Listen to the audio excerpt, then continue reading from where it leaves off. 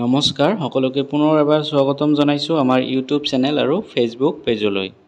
আশা কৰোঁ সকলোৱে ভালে আছে। আজিৰ ভিডিঅ'টোত আছে যেটো আমি 2000 প্লাস জিকে এমসিকিউ সিৰিজ ষ্টাৰ্ট কৰিছিলো তাৰে আজি 41 নম্বৰ পাৰ্টটো হ'বলৈ গৈ আছে। গতিকে ভিডিঅ'টো বহুতে ইম্পৰ্টেন্ট হয়। ইয়াৰ আগতো বহুতে ইম্পৰ্টেন্ট পাৰ্ট কেইটা বনোৱা হৈছে। যদি এতিয়ালৈকে চোৱা নাই তেন্তে ডেসক্ৰিপচনত লিংক দিয়া আছে, তাতে ক্লিক কৰি সকলোবোৰ ভিডিঅ' চাব পাৰে। So আজিৰ ভিডিঅ'টো স্কিপ নকৰি লাষ্টলৈকে চাব আৰু ভিডিঅ'টো ষ্টাৰ্ট কৰাৰ আগতে সৰু এটা ৰিকুৱেষ্ট কৰিছো, এতিয়ালৈকে যদি আমাৰ চেনেলটো সাবস্ক্ৰাইব কৰা নাই অনুগ্ৰহ কৰি চেনেলটো সাবস্ক্ৰাইব কৰিব আৰু লগতে আপোনাৰ বন্ধু বান্ধৱীৰ সৈতেও শেয়াৰ কৰিব। আৰু আপুনি যদি ফেসবুকত চাই আছে তেন্তে ফেসবুক পেজটো ফলো কৰি ল'ব। সো তেনেহলে বেছি দেৰি নকৰাকৈ আজিৰ ভিডিঅ'টো ষ্টাৰ্ট কৰিছো। আজিৰ ভিডিঅ'ৰ প্ৰথমটো প্ৰশ্ন সুধিছে which Ahom king is also known as the Dihingia ৰজা। কোন আহোম ৰজাক দিহিঙ্গিয়া ৰজা বুলিও জনা যায়। ইয়াতে অপশন দিয়া আছে, ইয়াৰ ভিতৰত কাৰেক্ট অপশন কি হ'ব? ইয়াৰ কাৰেক্ট অপশনটো হ'ব অপশন সি, সকলোৱে মনত ৰাখিব চুহুংমুং। চুহুংমুং আহোম ৰজাক দিহিঙ্গিয়া ৰজা বুলিও জনা যায়, সকলোৱে মনত ৰাখিব আৰু সকলোৱে কমেন্ট বক্সত এনসাৰ কৰিবলৈ চেষ্টা কৰিব। ইয়াৰ পিছত 2 নম্বৰ প্ৰশ্নটো সুধিছে who move the Ahom capital to Kurgaon from Bakata. কোনে বকতাৰ পৰা আহোমৰ ৰাজধানী গড়গাঁওলৈ স্থানান্তৰিত কৰিলে? ইয়াতে অপশন দিয়া আছে, ইয়াৰ ভিতৰত কাৰেক্ট অপশনটো কি হ'ব?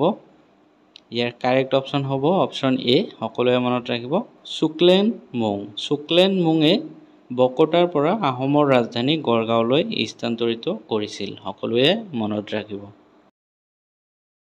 ইয়াৰ পিছত 3 নম্বৰ প্ৰশ্নটো সুধিছে which one was not a capital city of Chutia kingdom. কোনখন চুটিয়া ৰাজ্যৰ ৰাজধানী চহৰ নাছিল? ইয়াতে অপশন দিয়া আছে, ইয়াৰ ভিতৰত কাৰেক্ট অপশনটো কোনটো হ'ব? ইয়াৰ কাৰেক্ট অপশন হ'ব অপশন ডি, সকলোৱে মনত ৰাখিব ডিমাপুৰ। ডিমাপুৰ চুটিয়া ৰাজ্যৰ ৰাজধানী চহৰ নাছিল, সকলোৱে মনত ৰাখিব। ইয়াৰ পিছত 4 নম্বৰ প্ৰশ্নটো সুধিছে who was the last ruler of Chutia kingdom. কোন আছিল চুটিয়া ৰাজ্যৰ শেষ শাসক? ইয়াতে অপশন কেইটা দিয়াই আছে, ইয়াৰ ভিতৰত কাৰেক্ট অপশনটো কি হ'ব? ইয়াৰ কাৰেক্ট অপশন হ'ব অপশন ডি, সকলোৱে মনত ৰাখিব নিত্যপাল।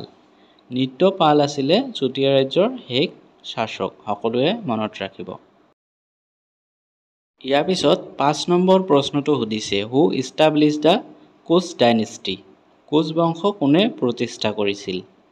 ইয়াতে অপশন কেইটা দিয়া আছে, ইয়াৰ ভিতৰত কাৰেক্ট অপশনটো কি হ'ব?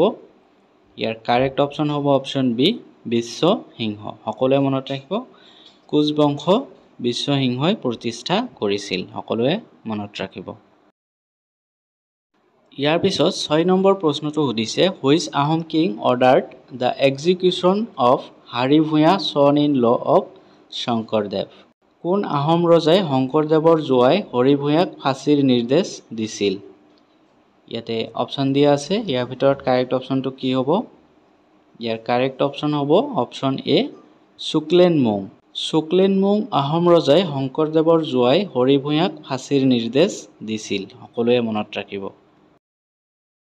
ইয়াৰ পিছত 7 নম্বৰ প্ৰশ্নটো সুধিছে under which treaty of 1563 Ahom kingdom accept the Koch অভাৰলৰ্ডশ্বিপ।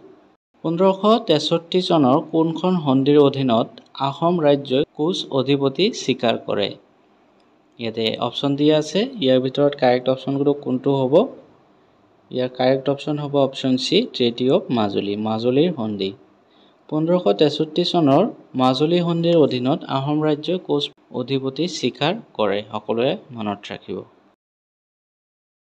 ইয়াৰ পিছত 8 নম্বৰ প্ৰশ্নটো সুধিছে who ruled as an Ahom king for the longest period of 51 years.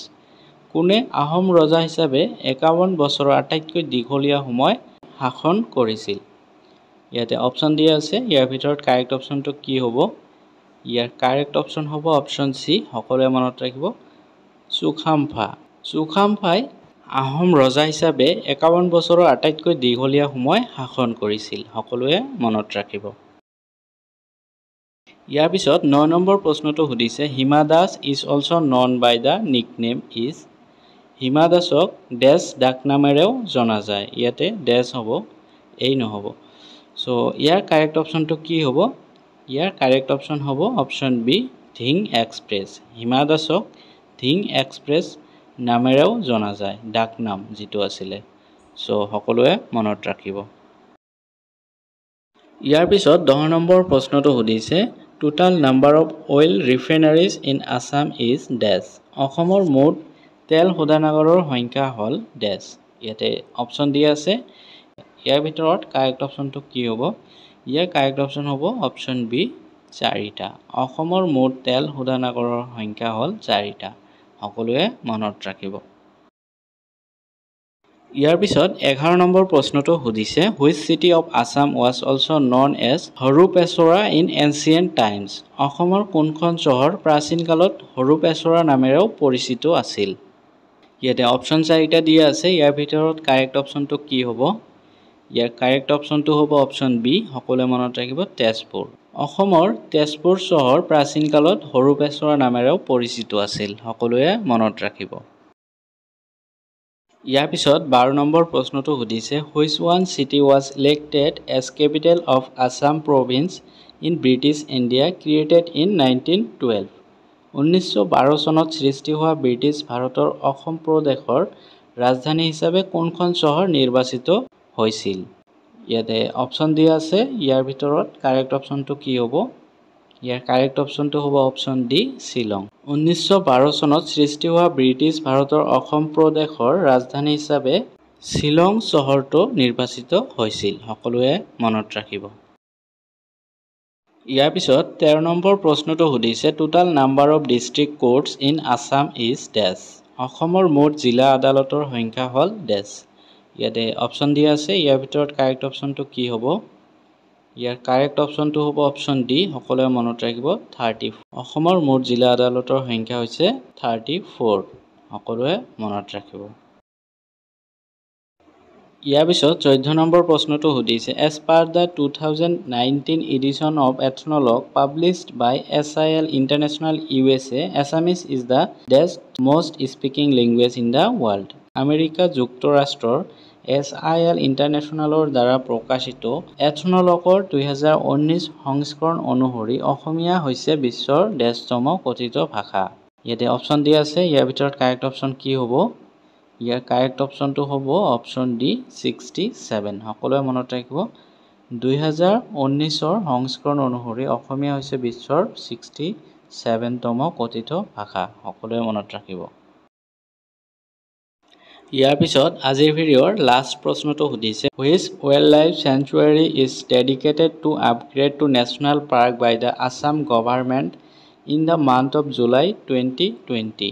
কোনখন বন্যপ্ৰাণী অভয়াৰণ্যক ৰাষ্ট্ৰীয় উদ্যানলৈ উন্নতি কৰাৰ সিদ্ধান্ত লৈছে অসম চৰকাৰে 2020 চনৰ জুলাই মাহত?